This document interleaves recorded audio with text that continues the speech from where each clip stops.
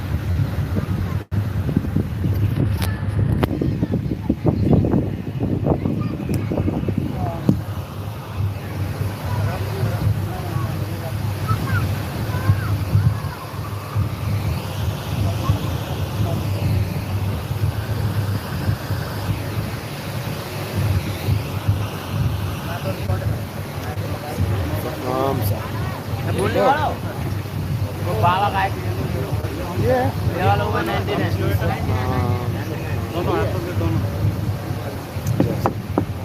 ये बात 5 टका भरने नितिन दास साहब जी पधार चुके हैं पंडाल में।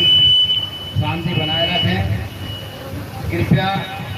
स्थानीय भगत जी रिकॉर्ड कर ली स्थानीय भगत जी आए नेट तो नहीं था मेरा नेट चलेगा कोई स्थानीय भगत जी और महिमा सुना है।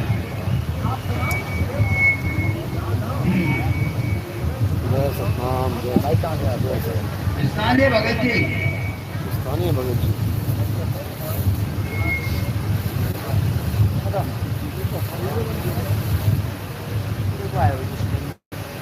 ये तो सस्ता था मंगा लेना जो हेलो हेलो किसी और का है हेलो मेरा वाला बोलिए गुरु गोविंद की जय। साहेब कबीर साहब की जय। सतगुरु की जय। आज के आनंद की जय। सभी सत्संग प्रेमियों से ग्रामवासियों से करबंद निवेदन है कि हमारे सतगुरु आपके ग्राम नगला मोहन में आ चुके हैं, गद्दी पर पधार चुके हैं। सभी आने का कष्ट करें, अपने ग्राम नगला मोहन अपने सत्संग की अपने गुरुओं की महिमा को बढ़ाएं, आकर के सत्संग का आनंद पाएं, सत्संग की महिमा को जाने पहचाने। मेरे प्रेमियों, मेरे भक्तजनों, मेरे सत्संग प्रेमियों, सभी माता बहनों से करबंद निवेदन है कि जल्दी से जल्दी आकर के अपने गुरुओं के दर्शन पाएं और आकर के अपना जीवन सफल बनाए। धन्यवाद। जल्दी से जल्दी आए। हमारे गुरुदेव गद्दी पर पधार चुके हैं, सदगुरु हमारे गद्दी पर पधार चुके हैं। तो आइए देखिए, आपका बच्चा हूँ, गुरुओं के आदेश से एक शब्द बोलना चाहता हूँ, गद्दी के लिए छोड़ना चाहता हूँ। आप सबके चरण कमलों में नमन करते हुए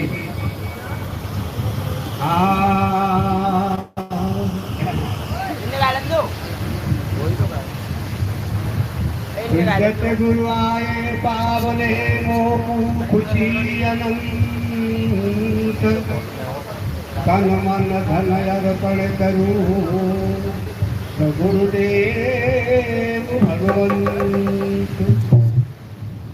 दया करी मोह पे अति सुदर्शन दीने आए, श्याम वीर को गुरु अपने चरण लजियो नित जाए। तो तुम्हें क्या चाहिए भाई? तो गुरु गोविंद दोनों खड़े तुमको गाली नहीं देता ये माइक उठा दे। हाँ, तो गुरु गोविंद दोनों खड़े और काके लागू पाए। बलिहारी गुरु आपकी तो तुमने गोविंद दिए मिला।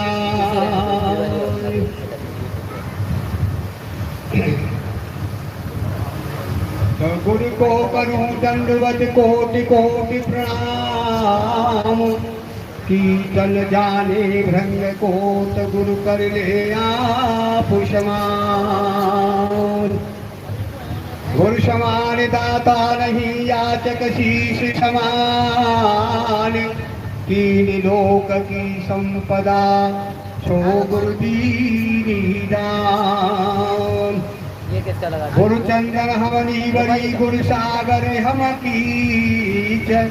जहाँ जहाँ गुरु के चरण है वही हमारो शीश। साहेब बंदगी सतनाम साहेब बंदगी सतनाम साहेब बंदगी आपके चरण कमलों का दास आपकी शरण है गुरुदेव शरण है। कृपा करना मेरे गुरुदेव अपने दास पर गलती के लिए क्षमा चाहता है आपका दास मेरे गुरुदेव शरण है आपकी शरण मेरे गुरु। बोलिए गुरु गोविंद की जय। आज के आनंद की जय। मेरे गुरुदेव की जय। मेरे साहेब की जय। परम पिता मेरे सतगुरु की जय। जय हो। हाँ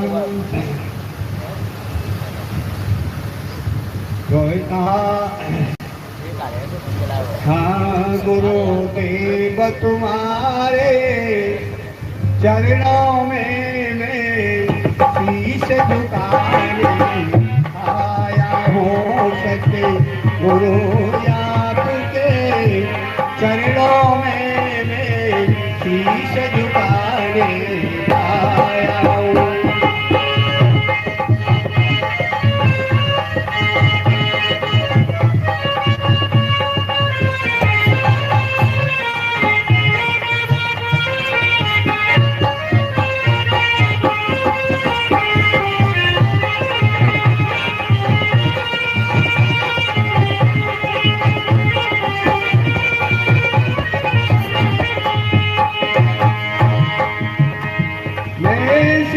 झुकाने आया हूँ मैं दर्शन करने आया हूँ मैं शीश झुकाने आया हूँ मैं दर्शन करने आया हूँ हे प्रभु तुम्हारे चरणों में मैं शीश झुकाने आया हूँ। सत्य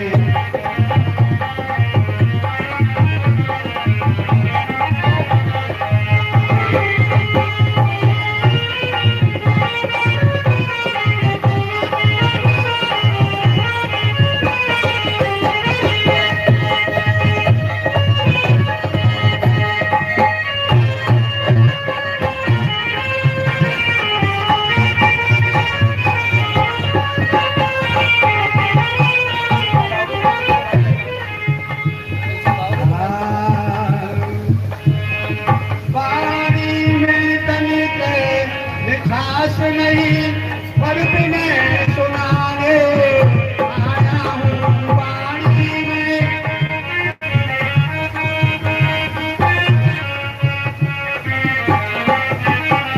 मेरे गुरु तुम्हारे चरणों में मैं शीश झुकाने आया हूँ।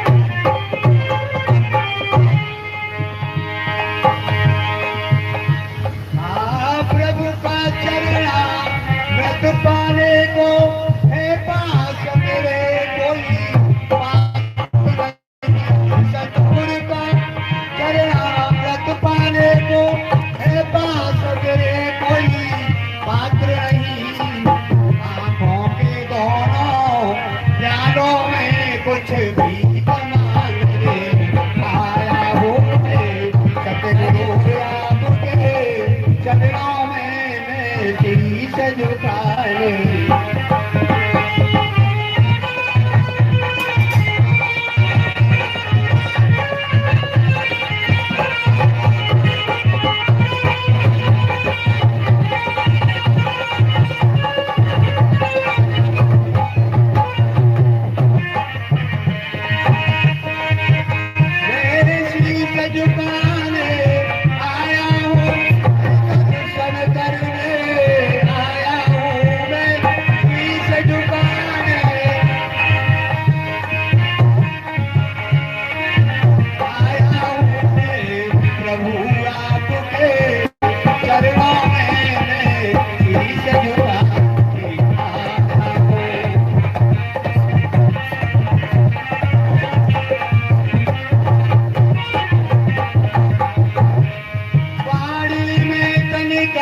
मिठास नहीं पर बिने सुनाने आया हूँ बाकी में तनिक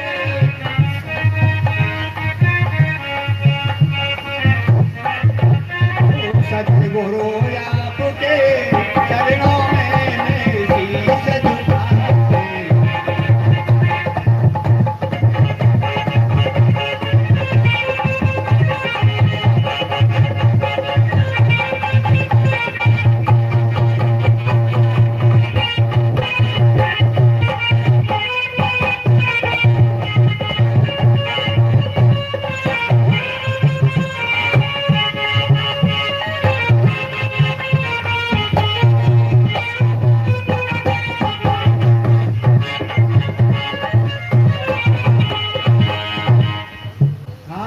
तुमसे लेकर क्या भेंट धरूं हे प्रभु आपके चरणों में मैं तुमसे लेकर क्या भेंट धरूं हे सद्गुरु आपके चरणों में मैं एक कहूँ तो मैं गाता हो पंथ बता दे आया हूँ मैं एक कहूँ तो मैं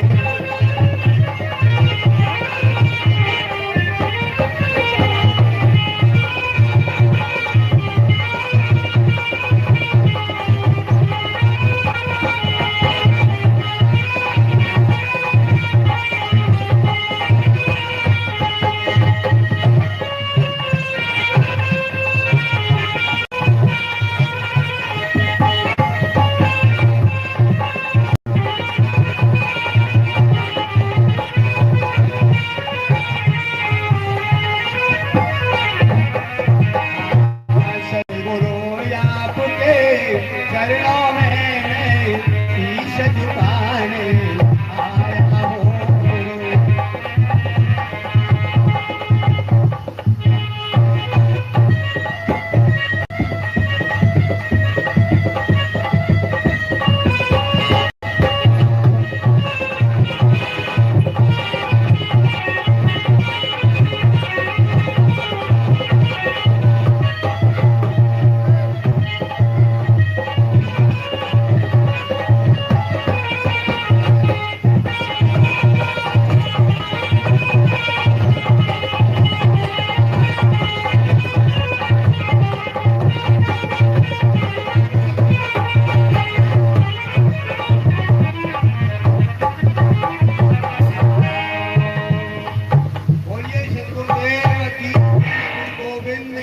जय आज के आनंद की जय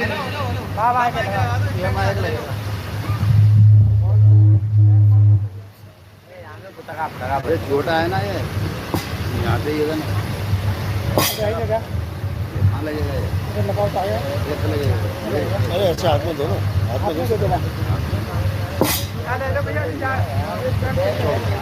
बड़ा है क्या वो है क्या चलो साहिब बंदगी की सतनाम आवाज तेज करो साहिब बंदगी सतनाम सतनाम साहिब बंदगी सतनाम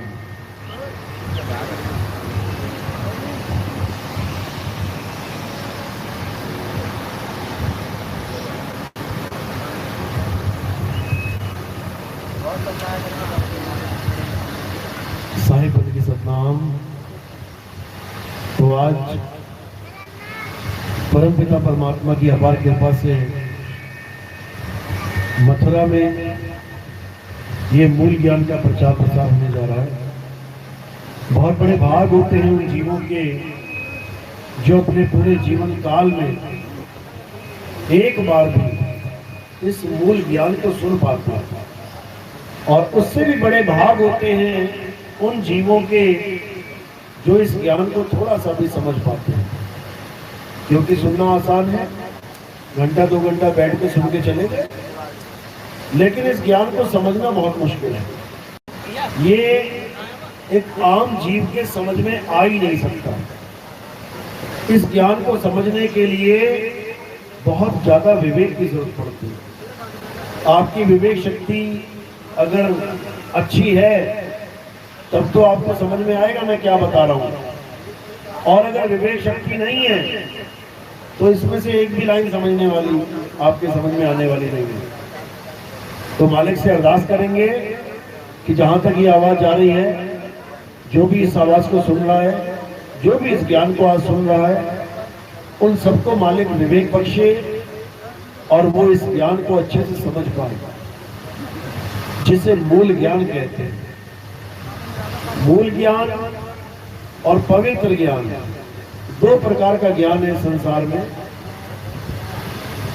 पवित्र ज्ञान वो होता है जो आपको बचपन से लेके आज तक आपके धर्म में, आपके मजहब में, आपके संप्रदाय में, आपके परिवार में, आपके खानदान में, आपके समाज में जो कुछ भी आज तक आपको बताया गया है वो सब पवित्र ज्ञान है।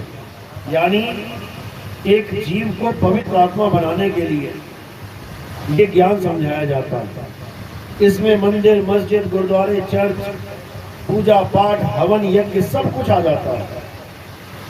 जो भी आपको बताया गया, पितरों की पूजा करो, देवताओं की पूजा करो, मंदिर जाओ, जल चढ़ाओ, भोग लगाओ, आरतियां गाओ, कुछ भी करो, ये सब पवित्र ज्ञान कहलाता है। और जो मूल ज्ञान है वो बिल्कुल अलग चीज है।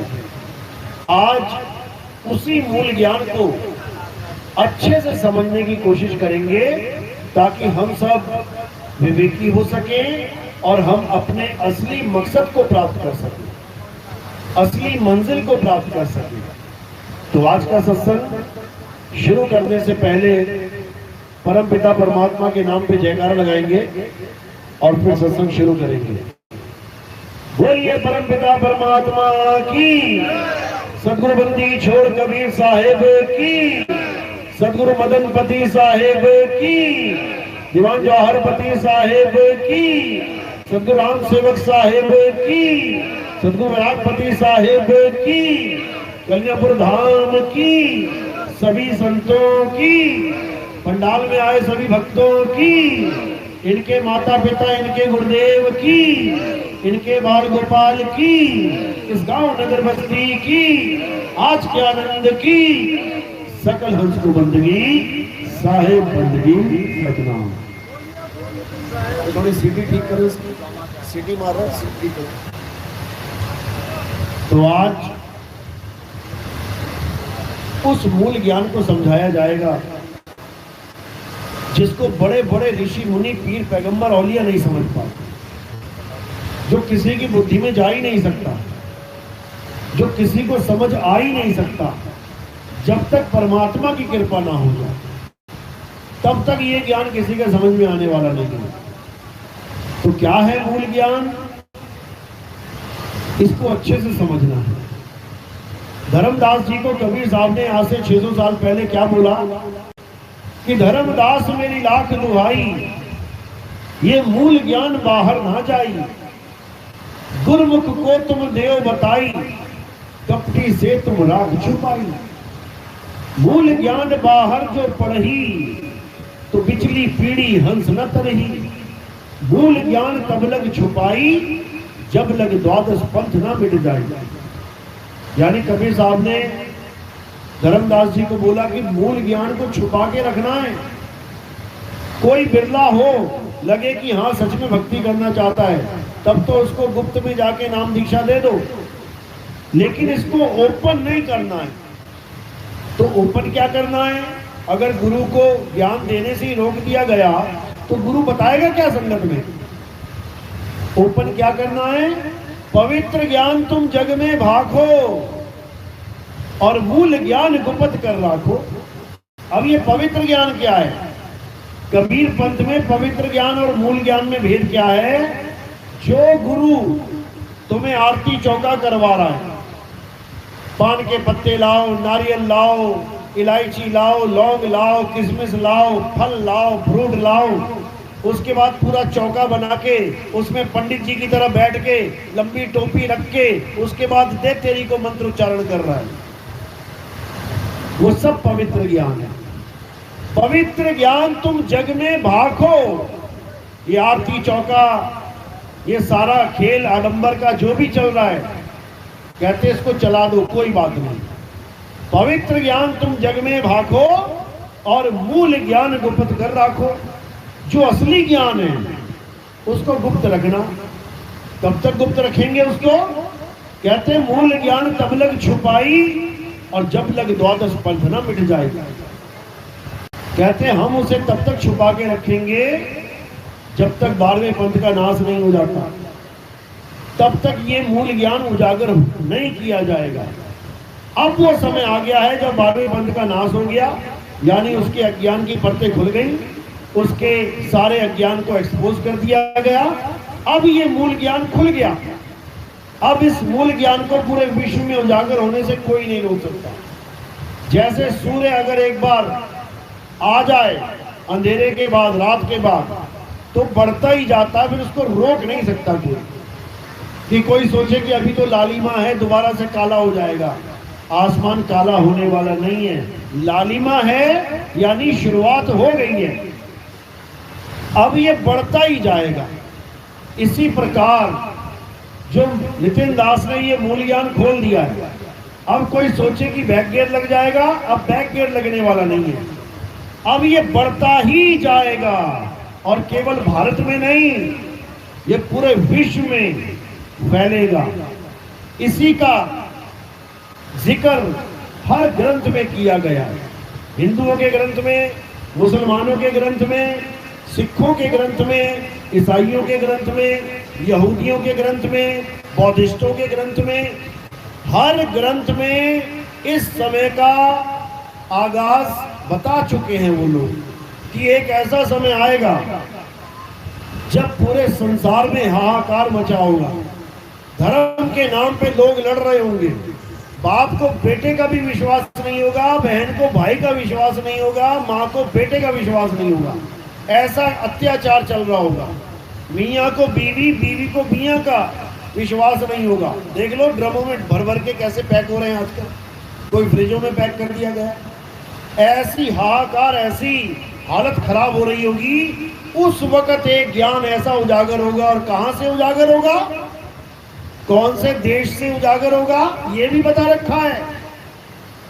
मुसलमानों की हदीसों में बताया गया है कि मोहम्मद साहब अरब देश में खड़े खड़े हिंदुस्तान की तरफ मुंह करके देखते थे।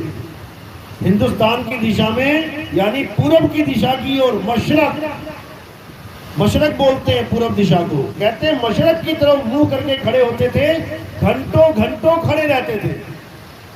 उनसे जब पूछा जाता था कि साहिब आप उधर को मुंह करके खड़े हो पूरब दिशा में, वहां ऐसा क्या है, तो वो क्या बोलते थे कि मुझे हिंदुस्तान से एक खुशबू आती महसूस होती है, मुझे खुशबू आती है उस तरफ से।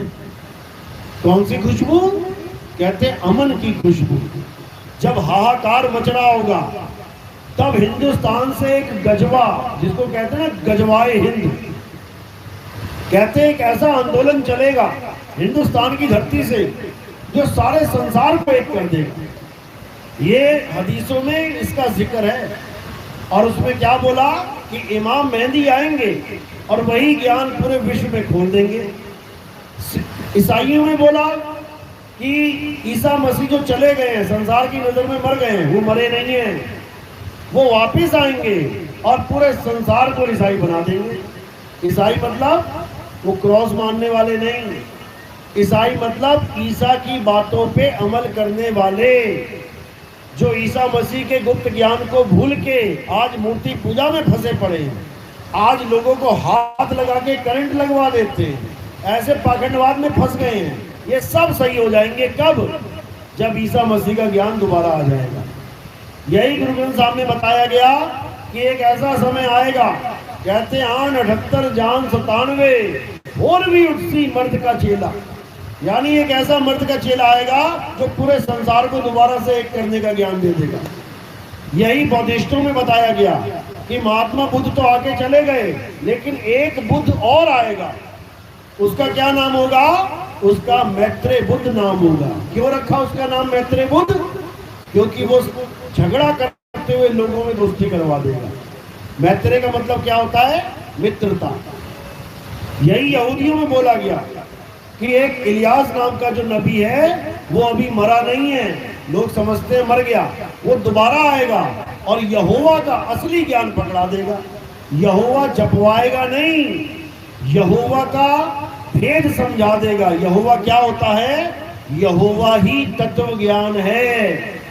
यहोवा का मतलब होता है मैं वो हूं जो मैं हूं, मैं वो नहीं जो तू मान बैठा। यानी यहोवा वो नहीं है कि कोई भी कुछ भी मान के बैठ गया कि यहोवा ईसा मसीह है, यहोवा कुछ और है, यहोवा ऐसा है वैसा है। बिल्कुल नहीं। यहोवा का मतलब है तत्व ज्ञान। जैसे सोना कहे कि मैं वो हूं जो मैं हूं, तो तुम्हें किसको जानना पड़ेगा? सोने को ही जानना पड़ेगा। मैं पीतल नहीं हूं, मैं कांसा नहीं हूं, मैं लोहा नहीं हूं कि तूने कुछ भी मान लिया। मैं वो हूं जो मैं हूं, और ये केवल एक तत्वज्ञानी ही बता सकता है।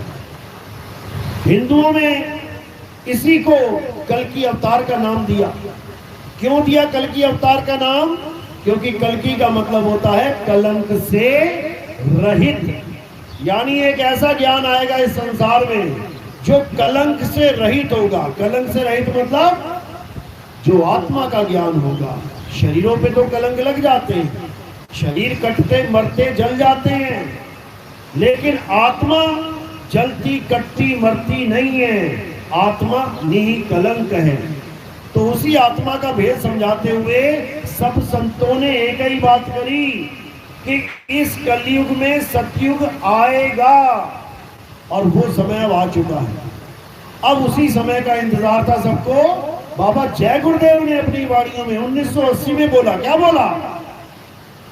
कहते अभी तो मेरे दिए हुए नाम से तुम पार हो रहे हो, लेकिन भविष्य में जो महात्मा आएगा जिसको ऊपर से आवाज आएगी, जब वो उस आवाज को बताएंगे, उसके बाद कोई भी जय गुरुदेव नाम से पार नहीं होगा। पूरे पंथ को खत्म कर दिया था बाबा जय गुरुदेव ने। 1980 में ही मोहर लगा दी कि जो ज्ञान मैं दे रहा हूं, ये ज्ञान उसके बाद काम नहीं आएगा। किसके बाद? जब वो असली ज्ञान दुनिया में आ जाएगा। अभी तो खूब ले लो, क्योंकि वो ज्ञान भी पवित्र ज्ञान में ही आता है। बाबा जय गुरुदेव सारी उम्र हमें पवित्र ज्ञान देके चले गए और मूल ज्ञान का इशारा भी कर गए। बाबा जय गुरुदेव ने जो आवाज की जिक्र किया कि जो आने वाला महात्मा होगा उसे ऊपर से आवाज आएगी, और बाबा जय गुरुदेव सारी उम्र कहां से आवाज सुनाते रहे? अंदर से। बाबा जय गुरुदेव की जो दीक्षा थी उसमें कितनी आवाजों का भेद था? 5 आवाजों का। और बाबा जय गुरुदेव जिसकी महिमा गा के चले गए, वो कितनी आवाजें थी? 1 आवाज। 1 आवाज का खेल है सारा। वो 1 आवाज ही परमात्मा है, और वो 1 आवाज हम सबके घटों में विराजमान है। एक भी ऐसा घट नहीं है जहां पे वो आवाज नहीं है। उसी को अखंड नाद, उसी को अखंड राम, उसी को अखंड परमात्मा बोला जाता है। उसी को शब्द धुन, उसी को शब्द नाद, उसी को शब्द गुरु कहा जाता है। ये 5 नहीं है, ये 1 है। इसी को नानक साहब ने कहा, तेरा एक नाम तारे संसार, कि हे परमात्मा तेरा एक नाम पूरे संसार को तार सकता है। और बाबा जय गुरुदेव कितने नाम देते थे? 5। बस यही समझना है, ये उनकी मजबूरी थी, कोई तुम्हारा बुरा नहीं चाहते थे वो। अगर 12वीं का टीचर तुम्हें पढ़ा रहा है और 13वीं का ज्ञान नहीं दे रहा है, उसकी मजबूरी है। क्या मजबूरी है उसकी? क्योंकि उसे अपॉइंटी 12वीं तक पढ़ाने के लिए किया गया, वो तुम्हें कॉलेज का ज्ञान कैसे दे देगा? पहली क्लास का टीचर पहली पढ़ाता है, दूसरी क्लास का टीचर दूसरी पढ़ाता है, इसका मतलब ये नहीं कि आगे का ज्ञान नहीं जानता हूं। बाबा जय गुरुदेव अगर कुछ बोल रहे हैं वो समझदार हैं, लेकिन उनको चुना नहीं गया वो ज्ञान खोलने के लिए, उनको केवल पवित्र ज्ञान तक ही सीमित रखा गया। तो उन्होंने अपना फर्ज बखूबी निभाया। उन्होंने तो कई सत्संगों में ये बोल दिया कि बच्चा अभी तक तो मैंने सत्संग किया ही नहीं है। बताओ कौन कौन जय गुरुदेव वाले यहाँ पे हाथ खड़ा करो। बोला कि नहीं बोला? बोलते चले गए वो, लेकिन लोग समझ ही नहीं पाए कि बाबा जी बोल क्या रहे। अगर बाबा जी ने आज तक सत्संग किया ही नहीं तो ये लाखों करोड़ों की भीड़ क्या सुन रही थी आज तक? ये पवित्र ज्ञान था मेरे भाई। मूल ज्ञान तो अब सुनाई देगा, हर घर में सुनाई देगा, हर राज्य में सुनाई देगा, देश विदेश में सुनाई देगा, क्योंकि अब उसका समय आ गया है। जो बाबा जय गुरुदेव कहते थे कि एक ऐसा पंथ चलेगा जिसका एक नाम, एक भाषा, एक झंडा होगा, और खुद कितने नाम देते रहे? 5। एक भी चेले ने नहीं पूछा कि बाबा आप तो एक नाम की बात कर रहे हो और दे 5 रहे हो। यही वो गुप्त भेद है जो बाबा जय गुरुदेव ने शाकाहारी सदाचारी मासिक पत्रिका में खोल के समझा रखा है। जिसको चाहिए हो वो संपर्क कर सकता है। यहाँ बैठे हुए बाबा जय गुरुदेव के शिष्य, टाटधारी, झंडाधारी। तो कहने का यही मतलब है कि परमात्मा एक तो उसका नाम भी एक है। उसी एक नाम को जानना है, उसी से सारा संसार तर जाएगा। लेकिन उस एक नाम को तो जाना नहीं, और 52 अक्षरों को जोड़ जोड़ के दुनिया भर के नाम बना के बैठ गया ये इंसान। यही कबीर साहब बार बार समझा रहे हैं। अरे 52 अक्षर जोड़े आन, सकियाना अक्षर एक पहचान। क्या करना था? एक अक्षर को पहचानना था। अक्षर यानी अविनाशी। उस एक अविनाशी को जानना था, लेकिन उसे तो जान नहीं पाए। क्या पकड़ के बैठ गए? ये 52 अक्षर। हिंदुओं ने रा और मां पकड़ लिया, मुसलमानों ने आ ला हा पकड़ लिया, सिखों ने वाह हे गु रू पकड़ लिया, ईसाइयों ने हा ले लू ही या पकड़ लिया। सब अक्षरों को पकड़ के बैठ गए, लेकिन कोई उस तत्व को नहीं जान पाया जिस तत्व के ये सारे नाम थे। राम कितना सुंदर नाम है, लेकिन जपने के लिए नहीं, पाने के लिए। उस राम को पाओ। राम का मतलब क्या होता है? जो सब में रम रहा है। वाणी सब गाते हैं, तुझ में राम, मुझ में राम, अरे सब में राम समाया, और सबसे कर लो प्रेम जगत में कोई नहीं पराया। तुझ में भी राम, मुझ में भी राम, लेकिन उस राम को जानते नहीं है। इसीलिए जब पूजा की बारी आती है तो राम मंदिर को चले जाते हैं। अब तेरा और मेरा राम कहां चला गया? इसको समझो। जो तुझ में और मुझ में राम बसा है वो जिंदा राम है, और जो मूर्ति वाला राम है वो जिंदा राम नहीं है। नहीं तो कुछ खा के दिखाए। क्या पहचान होती है जिंदा आदमी की? क्या पहचान होती है जिंदा व्यक्ति की? खाता है, पीता है, सांस लेता है, सांस छोड़ता है, हिलता है, डुलता है, गाता है, बजाता है। लेकिन एक मूर्ति न खावे, न पीवे, न डोले, न बोले, और जिंदा दे एक मुर्दे को भगवान मान लिया। बस यही दिक्कत है। मूर्ति बनाना कोई बुरी बात नहीं है, मूर्ति खरीदना और बेचना भी कोई बुरी बात नहीं है। क्यों? क्योंकि जो बेचारा मूर्ति बनाता है उसके पास और कोई काम ही नहीं है, वो तो भूखा मर जाएगा। अगर मूर्ति खरीदनी बंद हो जाए तो कितने लोगों का व्यवसाय खत्म हो जाएगा। मूर्ति खरीदना और बेचना बुरा नहीं है, मूर्ति पूजना बुरा है। और कब? जब आत्मज्ञानी गुरु मिल जाए उसके बाद। अगर गुरु नहीं मिला उससे पहले बुरा नहीं है पूजना। खूब पूजो, दिन रात पूजो। अरे मीराबाई लेके घूमती रही मूर्ति हाथों में, गली गली भजन गाती रही, कृष्ण जी की मूर्ति हाथ में ले रखी है, क्या बुरा है? बुरा नहीं है, अधूरा है। अधूरा कैसे है? क्योंकि जिस कृष्ण जी की मूर्ति आप पूज रहे हो, जिस कृष्ण जी की पूजा आप कर रहे हो, अरे वो कृष्ण जी ज्ञान क्या समझा रहे हैं वो समझो। पढ़ो गीता क्या लिखा है, अध्याय 2 क्या लिखा उसमें? हे अर्जुन, तू और मैं ये नाशवान शरीर नहीं है, हम ये शरीर और ये इंद्रियां और ये अंग नहीं है। ये शरीर तो कपड़े हैं, हमने और तुमने ये शरीर रूपी कपड़े धारण कर रखे हैं। हम और तुम कपड़े नहीं है, कपड़े पहने हुए हैं किसने? आत्मा ने। हे अर्जुन, तू और मैं आत्मा है, हम शरीर नहीं है। शरीर तो नाशवान है, कट जाएंगे, मर जाएंगे, गल जाएंगे, सड़ जाएंगे, जल जाएंगे। लेकिन आत्मा ना मरेगी, ना कटेगी, ना गलेगी, ना सड़ेगी। इस आत्मा को कोई कुछ नहीं बिगाड़ सकता। ये आत्मा अजन्मा है, नित्य है, शाश्वत है, पुरातन है। ये आत्मा ही सत्य सनातन है। तो कृष्ण जी समझा रहे हैं आत्मा का ज्ञान, और हम पूज रहे हैं कृष्ण जी की पत्थर की मूर्त। तो कैसे मैचिंग होगा भाई ज्ञान? कृष्ण जी ने एक बार भी नहीं कहा कि मेरी मूर्ति की पूजा करो। एक बार भी कहीं लिखा हो दिखा दो गीता में।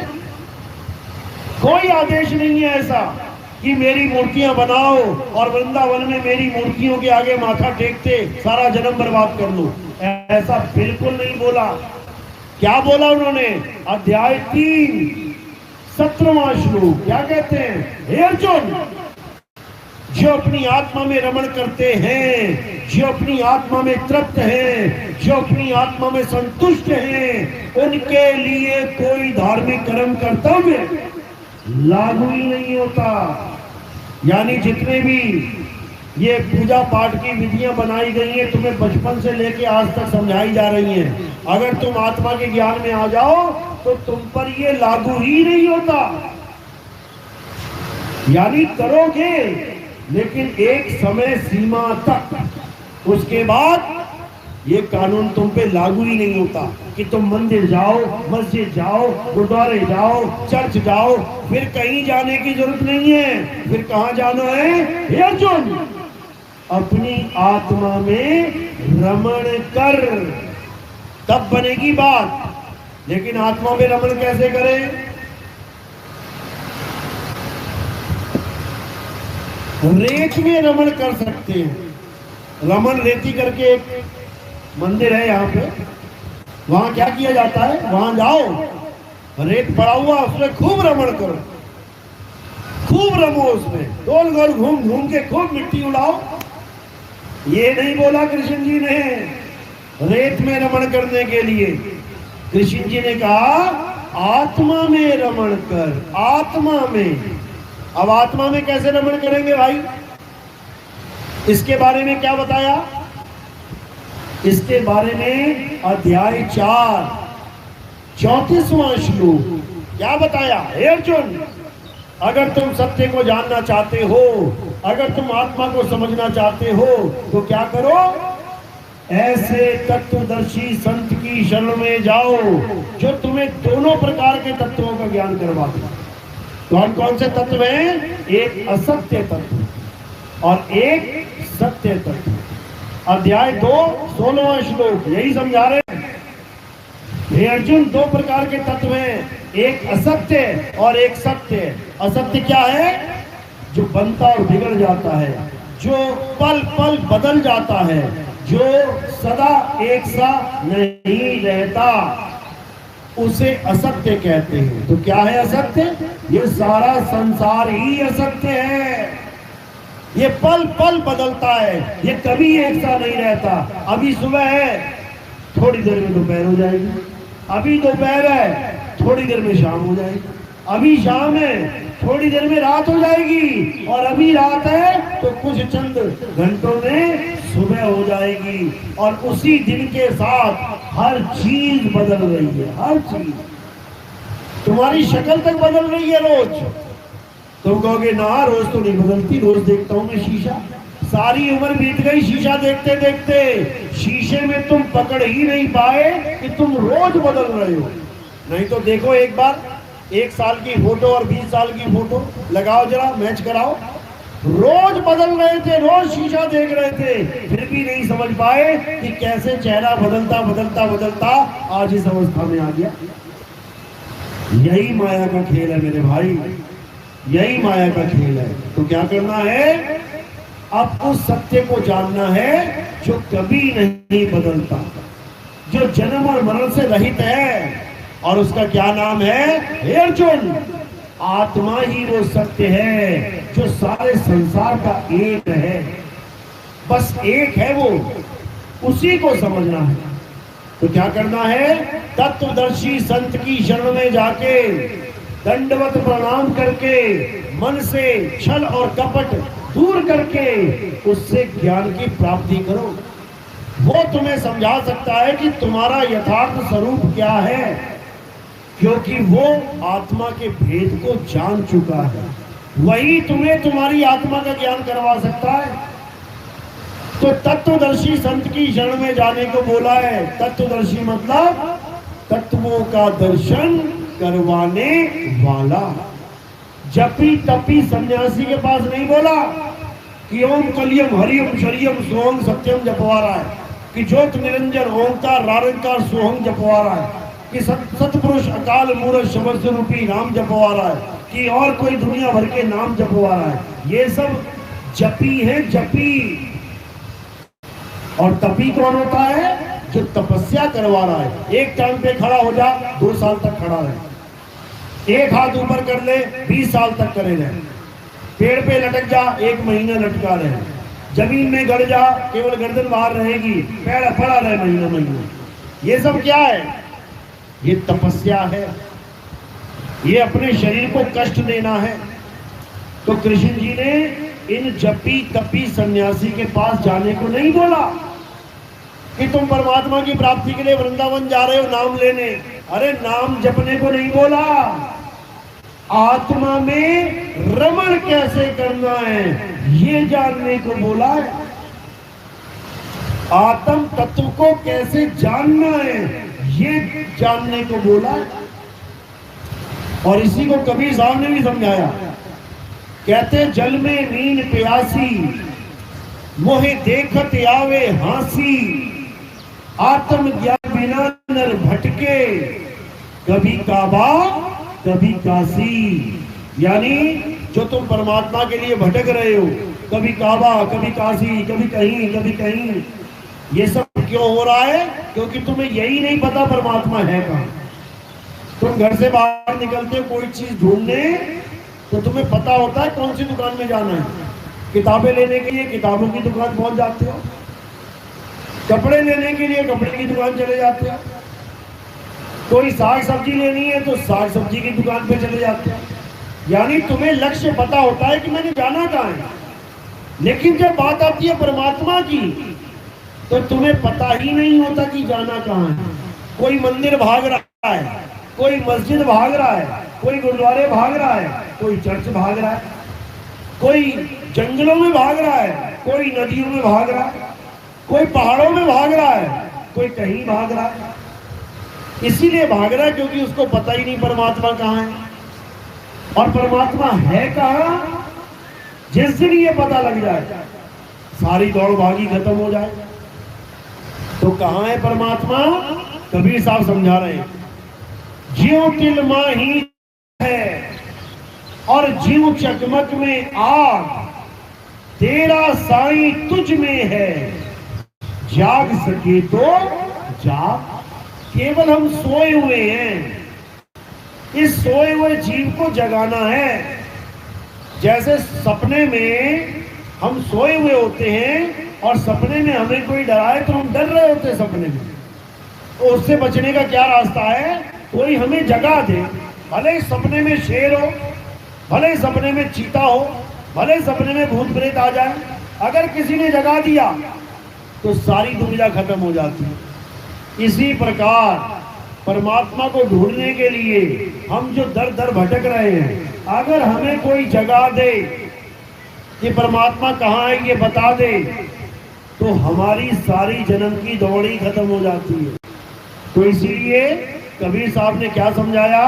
कहते कस्तूरी कुंडल बसे और मृग ढूंढे वन माही, ऐसे रमता राम है ये दुनिया जाने नहीं। रमता राम यानी जो हम सब में रमा हुआ है, और उस रमता राम का नाम क्या है? आत्म राम। जीव राम नहीं, आत्म राम, जिसके लिए बोला गया श्री गुरु ग्रंथ साहब में, आत्म राम पूजिए, अरे आत्म देव पूजिए, गुरु के सहज सुभाए, आत्मे नो आत्मे दी प्रतीत एक कर ही परचा पाए। आत्मे नो आत्मे दी प्रतीत, कौन सी आत्मा को? जीवात्मा को। और कौन सी आत्मा की प्रतीत? परम आत्मा की प्रतीत। यानी ये जीवात्मा परमात्मा की शरण में आ जाए तो इसका काम बन जाए। लेकिन ये परमात्मा नहीं ढूंढ रहा, ये पत्थरों में, नदियों में, नालों में, जंगल में, मरुस्थल में कहीं कहीं जाके भटक रहा है।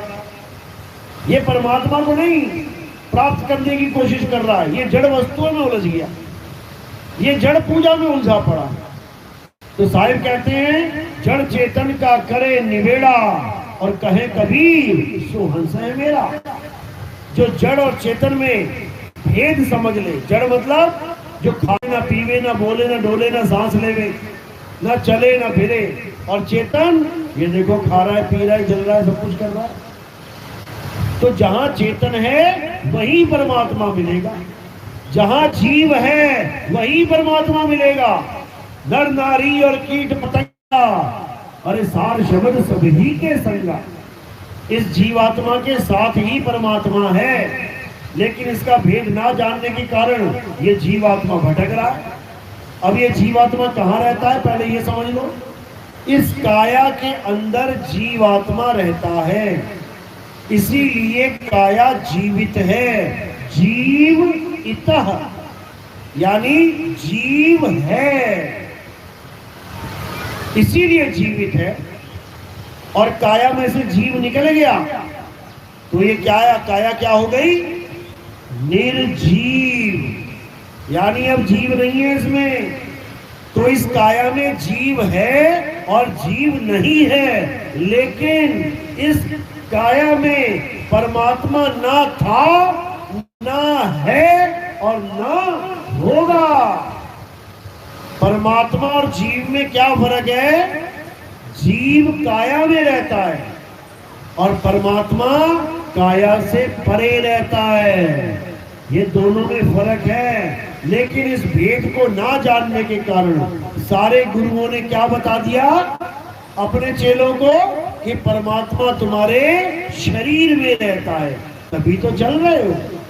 अरे वो जीव है जिसकी वजह से चल रहे हो, और ये जीव भी अमर है, मरता नहीं है। वाणियों में गा रहे हैं, जीव सोई जो जुग जुग जीवे, उत्पत परलय माही, देह धरे भर में 84, निर्भय कबहू नहीं। तो देह धरे यानी देह को धारण करता है कौन? जीव। ये जीव धारण करता है देह को, यानी इस देह के अंदर कौन है? जीव। परमात्मा देह धारण नहीं करता, परमात्मा विदेह है, विदेह। जिसके लिए धर्मदास जी ने बोला कि आओ साहेब भोजन कर लो, तो कबीर साहब क्या कहते, हम विदे हैं, हम ये भोजन नहीं करते। तो धर्मदास कहता दीखे देही और कहो विदेही, ऐसे कैसे? तो कहते हैं केवल तुझे समझाने के लिए हम ये देह धारण करके आए हैं, हम देह नहीं है, हमें देह मत समझ लेना। तो इसी प्रकार जो देह धारण कर रहा है वो अलग है और जो विदेही है वो अलग है। उसके बारे में गीता में अध्याय 2 24वां श्लोक यही समझा रही है गीता। एक है जो शरीर को धारण करता है, वो है जीवात्मा, और धारण करके क्या करता है, चलता है। देखो आप लोग कहां कहां से चल के आए हो, कोई यूपी से, कोई पंजाब से, कोई हरियाणा से, कोई कहीं से, सब चलते हुए आए हो यहाँ पे। तो तुम कौन सी आत्मा हो, जीवात्मा जो चलती है। और पाना किसको है, परमात्मा जो अचल है। अध्याय 2 24वां श्लोक, हे अर्जुन ये आत्मा अछेद्य है, अशोष्य है, अदाह है, अचल है, सदा स्थिर रहने वाली है, ये कभी नहीं चलती। ये ऐसा नहीं है कि आज मथुरा है तो कल वृंदावन चली गई, तो कल आगरा चली गई, परसों दिल्ली चली गई। ये अचल है। जैसे नदियां चलती हैं लेकिन समुंदर अचल है। जब तक नदी धरती पे रहेगी, जैसे गंगा नदी उत्तराखंड से चालू हुई, आके यूपी में आ गई, बिहार में आ गई, वेस्ट बंगाल में आ गई, तो ये चल रही है। जब तक ये चलती रहेगी तब तक ये अचल नहीं हो सकती। इस पे कहीं भी बांध लगा लो, उत्तराखंड में लगा लो, यूपी में लगा लो, बिहार में लगा लो, वेस्ट बंगाल में लगा लो, लेकिन अगर एक बार ये अचल समुद्र में गिर जाए तो ये भी अचल हो जाती है। फिर इसके ऊपर बांध नहीं लगा सकता कोई, समझो। तो जब तक चल रहे हैं तब तक जीवात्मा है, और जब अचल हो गए तो परमात्मा हो गए। इसी को वाणी में बोला गया। गरीबदास जी महाराज समझाते हैं, अरे कोटि तो ब्रह्मा भय और कोटि भय ईश, साहिब तेरी बंदगी से ये जीव हुए जगदीश। यानी जो चलने वाला जीव है वो अचल होके जगदीश ही हो जाएगा, वो जीव नहीं रह सकता। तो यही सतगुरु के लक्षण हैं कि वो जीव को अचल कर देते हैं। कहते हैं कीट न जाने भृंग को, गुरु कर ले आप समान। यानी अचल चलने वाले को भी अचल कर देगा। इसीलिए गरीबदास जी ने बोला सतगुरु के लक्षण कहूं। गुरु तो बहुत बने बैठे हैं, पूरे संसार में गुरु ही गुरु है। कहते जो मिला सो गुरु मिला, चेला मिला ना कोई। जो भी मिल रहा है गुरु जी ना हुआ, सारे गुरु जी। चेला कौन है यहाँ पे? तो कह रहे हैं इन गुरुओं के बीच में तुम्हें सतगुरु के लक्षण बता देता हूं मैं। गरीबदास जी की वाणी है, सतगुरु के लक्षण कहूं अचल विहंगम चाल, हम अमरापुर ले गए ज्ञान शब्द सिरघाल। कितना क्लियर बता दिया। कहते हैं सतगुरु के लक्षण कहूं, तुम्हें सतगुरु और गुरु में भेद बता देता हूं मैं। जो आम गुरु है, जिसको गुरुआ भी बोल देते हैं, वो तुम्हें ऐसी जगह लेके जाएगा जहां पे तुम आहार और विहार करोगे। यानी तुम खाना भी खाओगे खूब दबा के, और तुम घूमोगे फिरोगे भी। ये अधूरे गुरु के लक्षण हैं। यानी वो तुम्हें ऐसे लोकों में लेके जाना चाहता है जहां तुम काजू किशमिश बादाम अखरोट खाओगे खूब, वहां तुम सेब संतरे खूब चबा चबा के खाओगे और घूमोगे फिरोगे। कभी अलग लोक में चले गए, मन किया सतलोक में आ गए, मन किया अनामी लोक में चले गए, तो ये चलना फिरना बंद नहीं होगा। लेकिन गरीबदास जी समझा रहे हैं सतगुरु के लक्षण कहूं अचल, यानी जो तुम्हें अचल कर दे। अचल विहंगम चाल, जो तुम्हें इन अलग अलग लोकों में लेके ना जाए। कि कोई कह रहा है कि पहले गणेश जी के लोक में लेके जाऊंगा, वहां तेरी कमाई उस गणेश जी को दूंगा, फिर ब्रह्मा के लोक में जाऊंगा, विष्णु जी के लोक में जाऊंगा, शंकर जी के लोक में जाऊंगा, तेरी कमाई हुई तेरा नाम वहां दे दूंगा। ये सब बकवास है, ये सब बकवास है। विहंगम चाल को समझो क्या होता है। विहंगम चाल होता है जैसे एक पक्षी जमीन से उड़ा और सीधे आसमान में चला गया, एक बार भी ना रुका वो। जैसे यहां से तीर निकला और सीधे जाने पे लग गया, एक बार भी ना रुका वो रास्ते में। और तुम 5-7 स्टॉपेज बना के बैठे हो, काल के लोक में लेके जाऊंगा, फिर अक्षर पुरुष के लोक में लेके जाऊंगा। बताओ, अरे सीधे विहंगम चाल पकड़नी है। सतगुरु के लक्षण कहूं अचल विहंगम चाल, यानी ऐसी विहंगम चाल देंगे कि जाके अचल हो जाएगा। जब हम तीर यहां से मारते हैं तो तीर क्या करता है? चलता हुआ जाता है, चलता है कि नहीं? और जब निशाने में लग जाता है फिर भी चलता है क्या? फिर क्या हो जाता है? अचल, अचल हो जाता है। एक लोहे का कंचा है, वो घूमता रहेगा, लेकिन अगर बीच में चुंबक लगा दी जाए तो घूमता घूमता चलता चलता चुंबक में चिपक के अचल हो जाता है। तो गुरु वो होता है जो तुम्हें अचल कर दे, गुरु वो होता है जो तुम्हें विहंगम चाल पकड़ा दे। तो कबीर साहब समझा रहे हैं, शब्द विहंगम चाल हमारी, और कहे कबीर सतगुरुदेव ताली, खुले कपाट शब्द झनकारी, और पिंड अंड के पार सो देश हमारा है, करने नो दीदार महल में प्यारा है। वो ये समझा रहे हैं, लेकिन ये जीव समझने को तैयार ही नहीं है। तो क्या करना है? अब विहंगम चाल को समझो।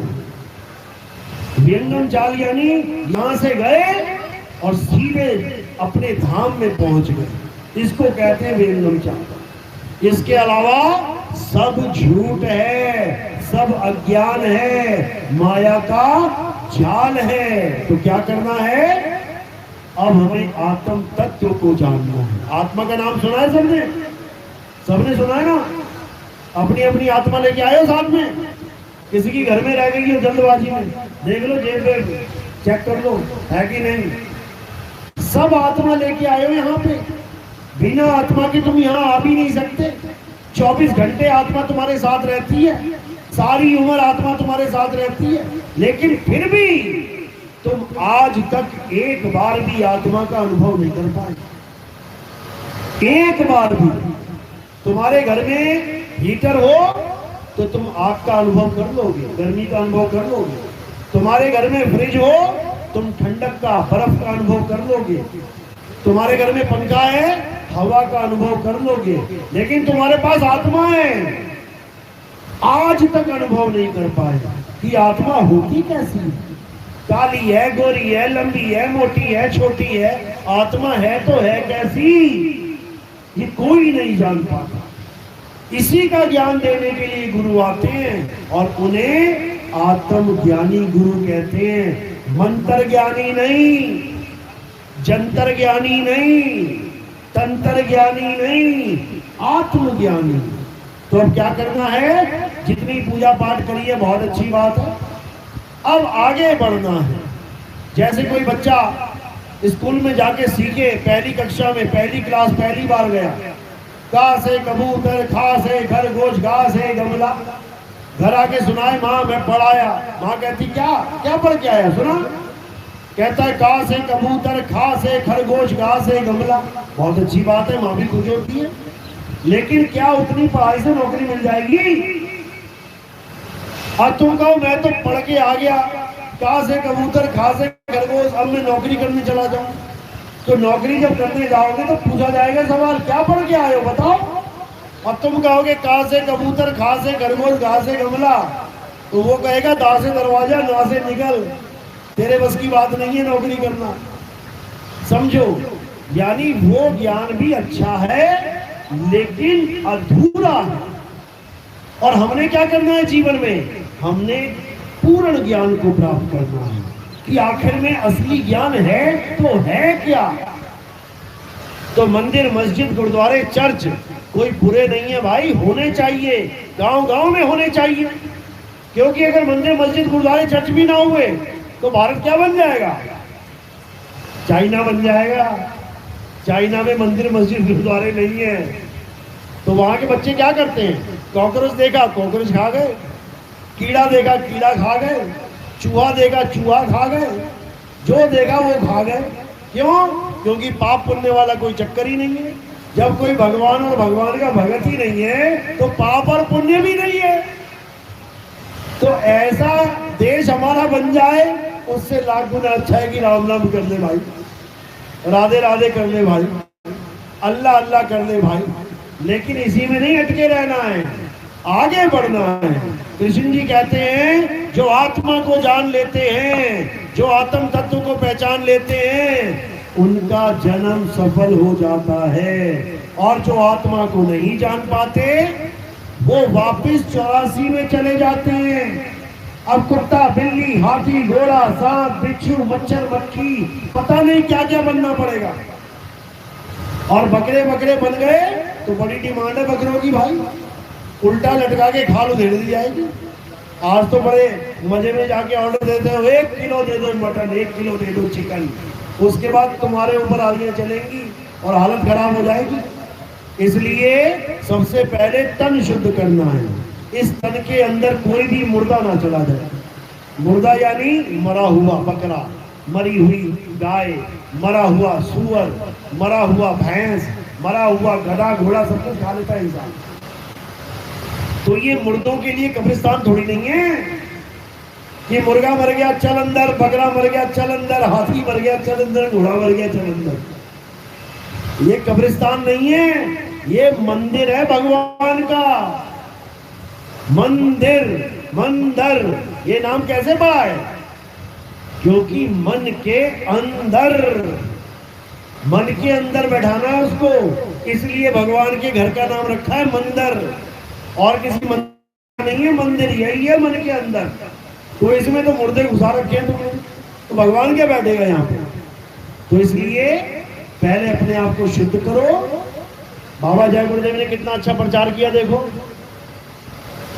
शाकाहारी सदाचारी, यानी जो राक्षस बने बैठे थे, मांस भक्षण करते थे, सबको एक नंबर का उन्होंने शाकाहारी बना के रख दिया। बहुत बड़ी बात है। तो उनका भी कार्य बहुत बड़ा उद्देश्य था उनका। ऐसी बात नहीं कि छोटे मोटे गुरु थे, बिल्कुल नहीं। ऐसी ऐसी बातें बता के गए जो मैं खुद हैरान हो जाता हूँ कि ये बोल कैसे गए। क्योंकि बुलवाया गया, परमात्मा ने उनकी ड्यूटी लगा रखी थी। जीवों को इकट्ठा करो, जीवों को बताओ कि कलयुग में सतयुग आने वाला है। बताओ, कलयुग में सतयुग, कलयुग में सतयुग सबसे ज्यादा बाबा जय गुरुदेव करके गए, और कलयुग में सतयुग लाए भी नहीं चले गए।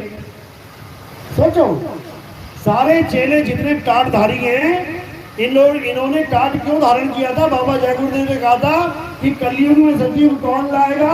तो टाटधारी कहते थे हम लाएंगे, हम लाएंगे। यानी बाबा जय गुरुदेव ने एक टाटधारियों की फौज बना दी थी कि कलयुग में सतयुग लेके आएंगे, और सब ये मान रहे थे कि बाबा जय गुरुदेव ही लाएंगे कलयुग में सतयुग। लेकिन बाबा जय गुरुदेव पहले ही चले गए। इसका मतलब क्या है कि उन्होंने डंका तो बजा दिया था, संकेत उन्होंने कर दिया था कि कलयुग में सतयुग आने वाला है। लेकिन आएगा कैसे, उसका भी भेद बता दिया था कि आने वाला महात्मा जिसे ऊपर से आवाज आएगी, फिर वो उसी आवाज को बताएंगे। फिर ये 5 नाम नहीं चलेगा, ये ज्योति निरंजन ओंकार आरंकार सोहम सतनाम, ये सब नहीं चलेगा। अब एक नाम चलेगा, अखंड नाम चलेगा, अखंड ज्ञान चलेगा, शब्द गुरु का ज्ञान चलेगा। अब वो समय आने वाला है। तो उस समय का सारे संसार को इंतजार है। और दास भी सुबह दोपहर शाम, सुबह दोपहर शाम 2010 से बिना रुके हम प्रचार कर रहे हैं, क्योंकि हमें पता है अब रुकने का समय नहीं है। अब घर घर में उस ज्योत को जगाने का समय है। जो ज्योत जगेगी तो कलयुग में सतयुग आके रहेगा। बोलिए परमपिता परमात्मा की सदा ही जय हो। साहिब बंदगी सतनाम। तो अब आरती का समय है। आरती कैसे करेंगे? थोड़े से फूल उठा के मेरे सिर के ऊपर रख देंगे। सिर के ऊपर क्यों रखेंगे? क्योंकि पैर के अंगूठे से लेके सिर की चोटी तक ये सब नाशवान देह है। हमने आरती किसकी गानी है? हमें आरती किसकी करनी है? आत्मदेव की। तो जब हम फूलों को काया से परे समर्पित कर देते हैं तो ये आत्मदेव के चरणों में समर्पित हो जाते हैं। तो फूल सिर पे रखने हैं और प्रचार प्रसार में कोई योगदान करना चाहेगा तो वो चरणों में रखना है। उस सेवा से हम क्या करते हैं? हमारा प्रोग्राम टीवी चैनल में भी आता है। सुबह सुबह आप 6:30-7 बजे बैठ जाओगे टीवी खोल के। साधना टीवी और ईश्वर टीवी, इन दोनों में कलयुग में सतयुग का प्रचार आपको दिखाई देने लग जाएगा। बहुत सारे बाबा मिलेंगे रास्ते में। कोई 1 घंटा, कोई 2 घंटा, कोई 3 घंटा बता के जाएगा परमात्मा को पाना है तो नाम जपो, परमात्मा को पाना है तो नाम जपो। इतना बोल के जाएगा, इतने में मैं आ जाऊंगा और क्या बोलूंगा? परमात्मा को पाना है तो नाम छोड़ो और आत्मा से सूरत को जोड़ो, तब मिलेगा परमात्मा, अन्यथा नहीं मिलेगा। बोलिए परमपिता परमात्मा की सदा ही जय। साहिब बंदगी सतनाम। लो आरती लो। उसको बंद कर देंगे।